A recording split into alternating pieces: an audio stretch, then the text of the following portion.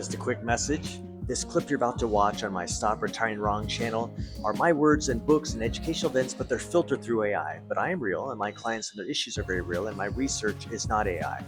And I want to be very transparent with you as you take advantage of this only psychotherapist curated tool available that intersects fulfillment and finances and reframes the second half of your life into something that truly our parents and our grandparents never could even have imagined. So, congratulations. Imagine waking up tomorrow with unlimited free time, no alarms, no deadlines, no boss, the dream everyone spends their entire life chasing.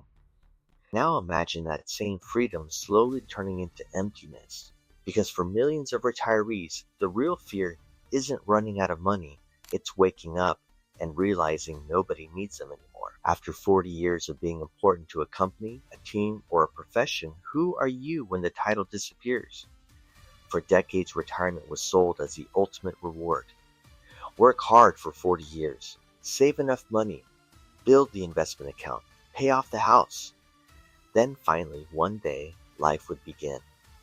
The image was always beautiful, a quiet beach house overlooking the ocean, morning golf rounds under perfect sunlight, luxury cruises drifting across the Mediterranean, while silver-haired couples smiled as if they had finally escaped the stress of existence itself.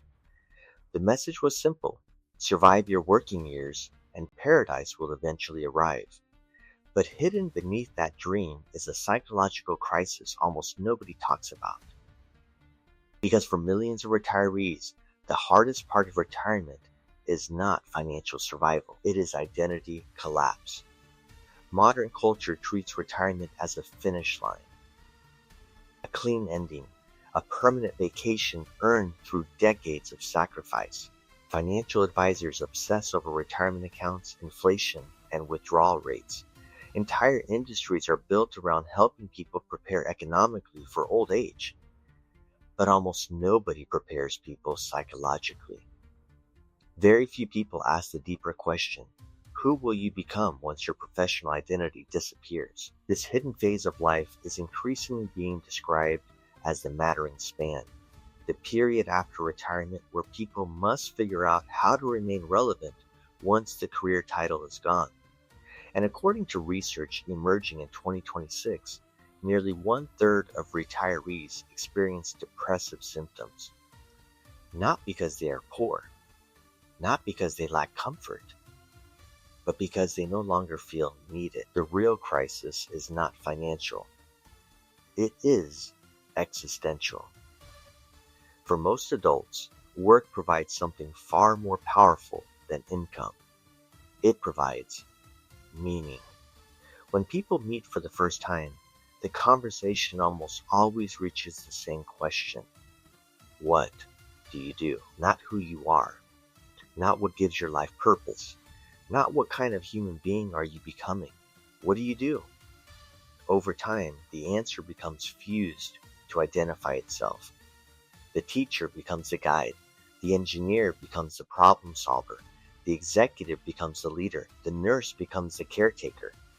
And after 30 or 40 years, that role no longer feels like a job, it feels like selfhood. This is why retirement can trigger what sociologists now describe as the mattering void.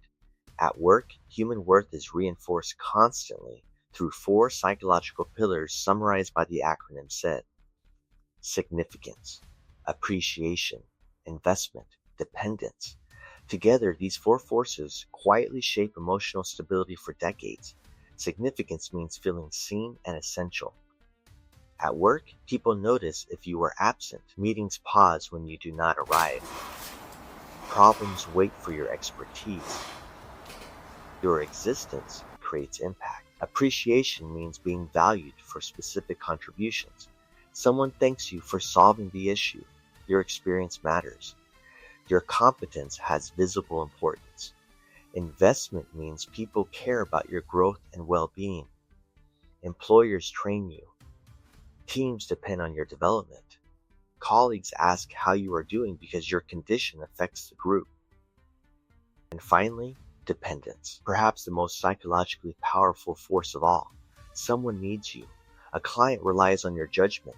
A boss depends on your output. A team cannot function properly without your participation. Then retirement arrives, and all four pillars can collapse almost simultaneously.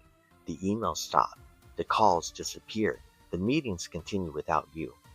The systems adapt surprisingly fast to your absence, and for many retirees, this creates a terrifying emotional sensation: irrelevance. Not dramatic suffering, not immediate despair, just the quiet realization that the world no longer depends on them in the same way it once did.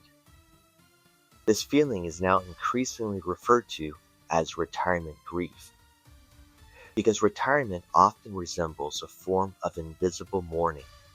People are not just losing income, they are losing identity, losing structure, losing tribe, losing proof that they matter. And modern culture rarely acknowledges how emotionally devastating that transition can become. Instead, retirees are expected to feel grateful all the time. After all, they have freedom now. No alarms, no deadlines, no pressure. But this leads directly into another hidden trap: the fantasy of the endless weekend. Most people unconsciously plan retirement as if it were a 30-year vacation. Relax, travel, watch television, sleep late, do whatever you want. But the human brain is not designed for perpetual leisure. Work, despite all its frustrations, provides something psychologically essential: structure. For decades, careers dictate the rhythm of life. Wake up, get dressed, solve problems, interact with people, complete tasks, move toward goals. That structure creates momentum. When retirement suddenly removes it, many people experience a form of decision fatigue. There are now endless choices and no external demands forcing action. And strangely, too much freedom often produces paralysis. Without deadlines, urgency disappears. Without responsibility, motivation weakens. Many retirees slowly drift into passive routines without realizing it. Television fills the mornings. Scrolling fills the afternoons. Small chores become ways of passing time rather than meaningful engagement. Days blur together. Monday feels identical to Thursday, and eventually many retirees begin feeling emotionally flat without understanding why. Part of this comes from what psychologists sometimes describe as the dopamine cliff. Careers constantly generate feedback loops. Close the deal, finish the report, solve the problem, fix the mistake. Each accomplishment creates small dopamine rewards inside the brain. These repeated cycles reinforce engagement, stimulation, and momentum. In simple terms, work gives life a scoreboard. Retirement often removes the scoreboard completely. No metrics, no deadlines, no visible wins. Without challenge, the brain can slowly drift into lethargy that feels like boredom but often resembles mild depression. The happiest retirees do not erase who they were. They redirect their skills into new purpose. Teachers mentor, executives lead community projects, and engineers solve problems through hobbies or service. Retirement in 2026 increasingly focuses on lifestyle planning, not just finances. Thriving retirees ask, who needs me? What excites me? How can I still contribute? They build friendships, routines, and purpose outside work. Because retirement is not the end of meaningful effort, only compulsory work. If you enjoy powerful documentaries about psychology, purpose, money, and the hidden struggles of modern life, subscribe now, because the next video may completely change the way you see success, aging, and your future.